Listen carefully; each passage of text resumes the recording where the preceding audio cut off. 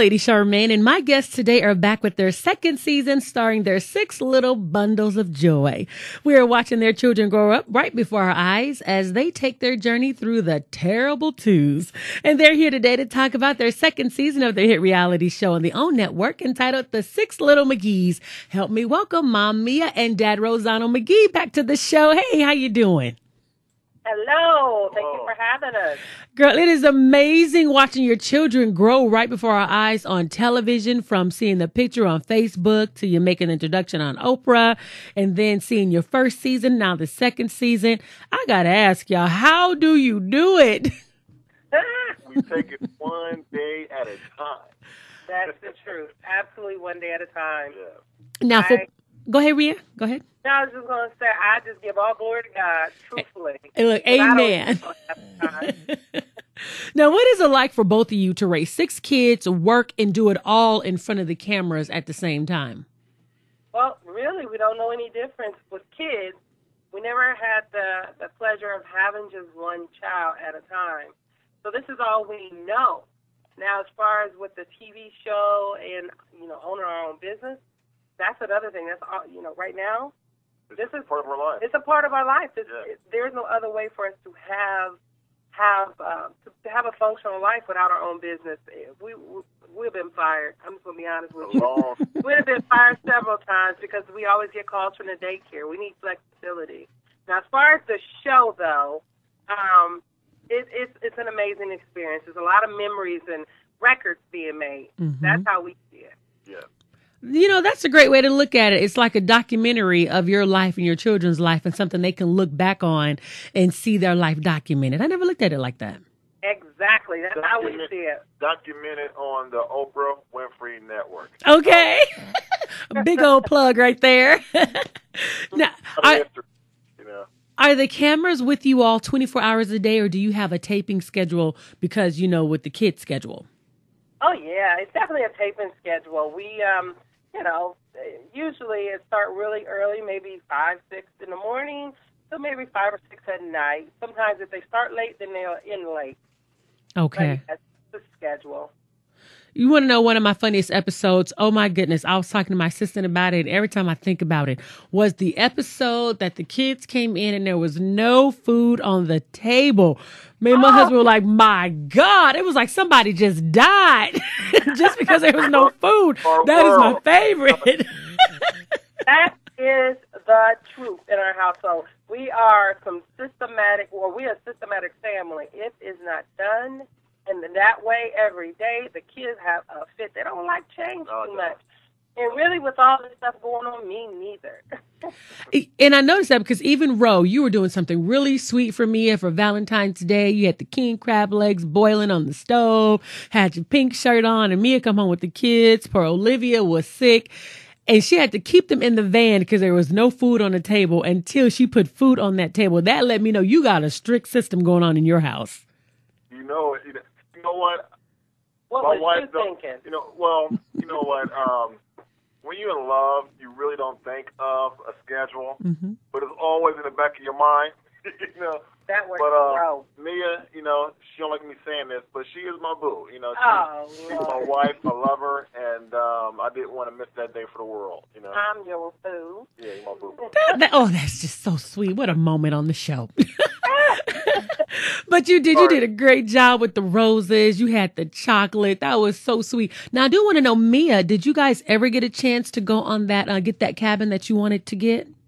No, we did not. I lost all my money. I hope he's listening. I'm serious. I was so upset. But I could not be that upset with him because it was, I changed. And I know how that is with business. He probably owned a couple of cabins. So, but I was very crushed that we were not able to go. I just didn't feel comfortable leaving my kids with, just friends and family. I was like, you know what? God gave these to me. He gave you kids. I think it's my responsibility. I was livid. I worked hard for my money. I was upset, but But our cameras kids. on my face and our kids. Yeah. Our kids. Man, when it comes to that money, we work hard for it. You sound like my husband. Either way. For free, really. For free. Other than that, at the end of the day, we came to an understanding. We had a good time. That's good. Wasn't the best time, but it was okay for me. I was really looking forward to the getaway. And then too, the baby was sick, and it looked like she had the flu. So you guys had a lot of things working against you, especially when you have a sick child. You really don't want to leave the baby. So, but at least both of your hearts was in the right place. You both had good intentions. Absolutely. But when you got 6 kids, when it comes all at once. So we're used to that. That day was Olivia's day. Mm-hmm. But normally, we got 3 or 4 kids sick at one time. Yeah, when it happens, it happens. So in threes. Yeah.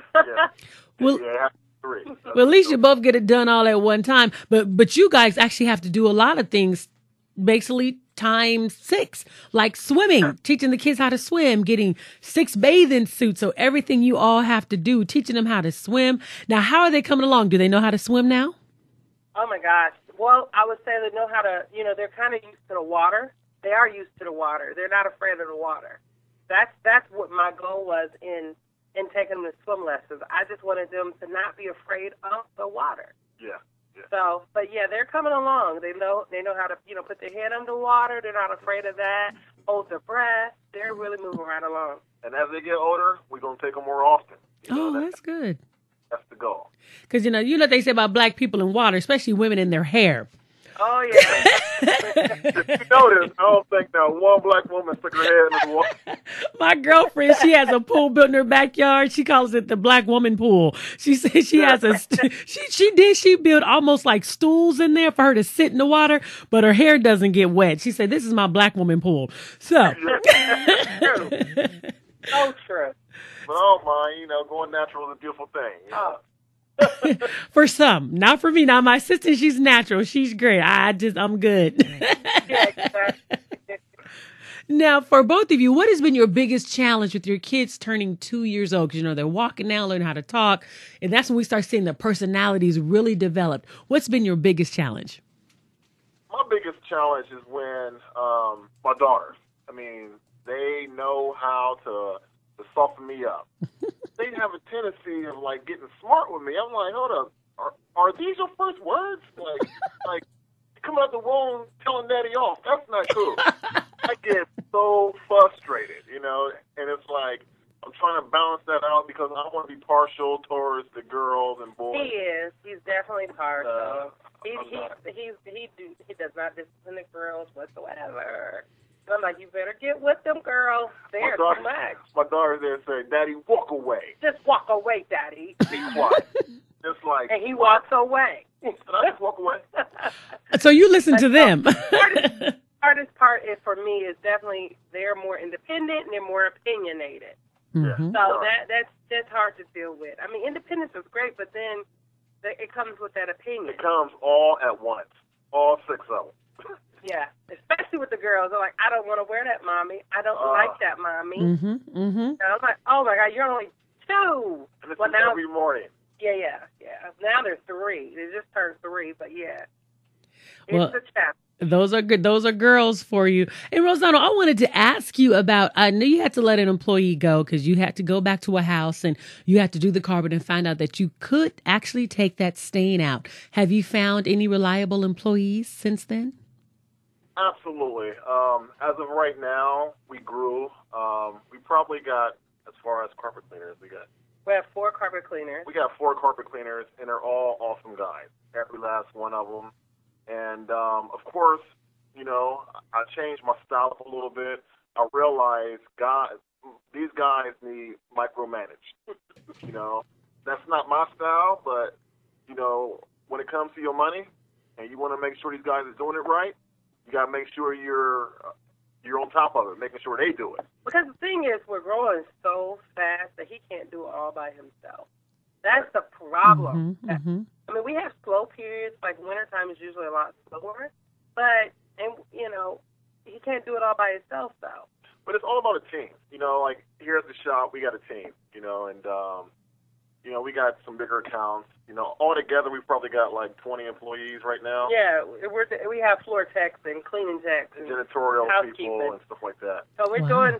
It's really growing. If we go into another season, if we are blessed into, you'll see a lot of changes that took place and a lot of growth with me and Ro as being new company owners of companies. But it's all about hiring people that's smarter than you. Mm-hmm. Ro, you said something I just talked to my daughters about today, and I was teaching about being micromanaged and macromanaged as they grow, as they get older. Because my daughter, she's 13 going on 14, and I have an 11-year-old that you would think was 15 because she's real intelligent. So I was talking to them about that and how we should not always have to go behind you. If we give you chores, we should be able to leave, and we know that you're doing the chores and you're going to do them correctly. Because on your job, you don't want to be that employee that has to be micromanaged. So I'm going to make sure they hear this interview because they're going to hear from a business owner exactly what I just said to make sure it's done right. And you know what? I am truly blessed to have, sex couplets just because, I'm going to train them all. I'm going to make sure they're all, in here at the same time, learning the business and not being lazy-minded, Mm-hmm. Because when it comes to this business, you have to look at every aspect of it, absolutely. And, there's a lot of room for each one of my kids. I'm going to have one driving, one cleaning, one cooking. See, that's a dad for you. So I'm really looking forward to the future. That's great. Now, Mia, I wanted to talk to you about your sister-in-law. The spat that you both had when you were just being a great aunt, calling your sister-in-law just to let her know what you saw on Facebook that your niece wrote.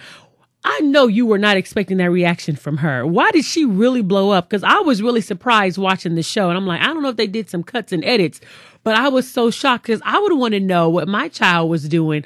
Why did she really come off like that? Well, gosh, Lee. Yeah, I was very surprised. I was so upset. I was so upset. She told me she felt like, she didn't want to hear that, first of all, of her daughter doing that on Facebook. She just didn't want to hear that. And then she kind of felt she felt a little embarrassed because it was, I was talking on camera, Mm-hmm. So she didn't really like that at all. But most of all, she was just disgusted that her daughter did that. Her daughter had wrote that on Facebook. And see, that's disgusted, and it's a lot of history with that too. Okay. Her daughter has been getting, my niece Diane has been getting in a lot of trouble throughout the school year. So it was like another thing on top of everything else.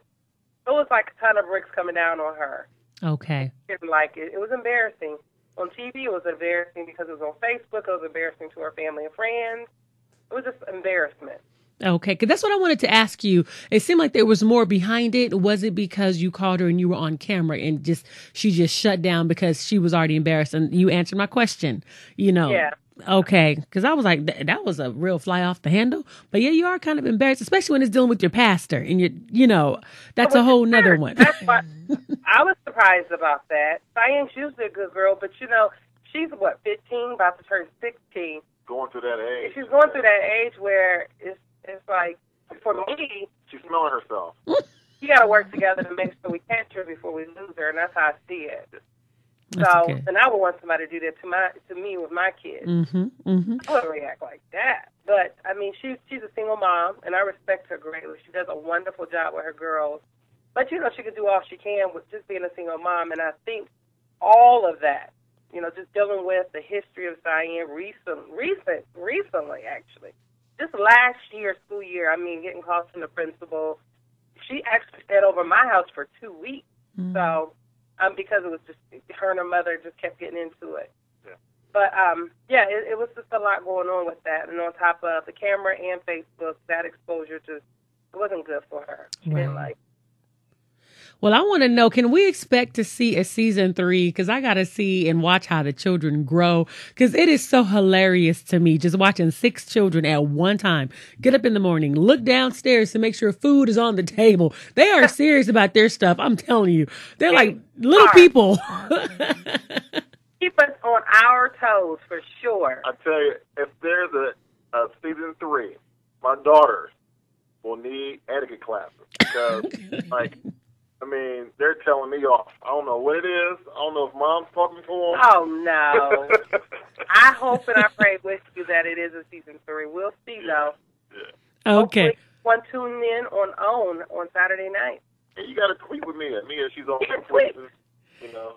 You be tweeting me and see, I tweet, but I don't tweet like a lot of people. People tweet so much, and everybody tell me to tweet, and I'm like, okay, I do tweet, but some people they just tell everything. I gotta get into. I'm gonna try to tweet with you. Laura said the same, Mia. I'm gonna try to tweet with you one Saturday night, okay? On both episodes back to back. Yes, absolutely. Thank you. Speak your mind. And I just want to remind the audience to make sure you be sure to watch the Six Little McGhee's on the OWN network Saturday, 9/8 Central. And if you like me, have DirecTV. It comes on 7 and 7:30 on OWN. I want to thank you both so much for coming on the show. And you know you are welcome back anytime. It's always a pleasure. Yes. And thank you for having us. Thank you. You are so welcome. And kiss all 6 of the kids for me. And me, I just want to let you know that I'm having a son. And his name is going to be Josiah. So we got something in common, me and Ro. What? Oh, congratulations. Thank you. Thank you. I was like, oh, see, I love that little Josiah that you have. So, yes. So I'll be keeping y'all posted. So congratulations again on season 2. And we hope to see a season 3. Amen. Hey, thank you. You are so welcome. And thank you.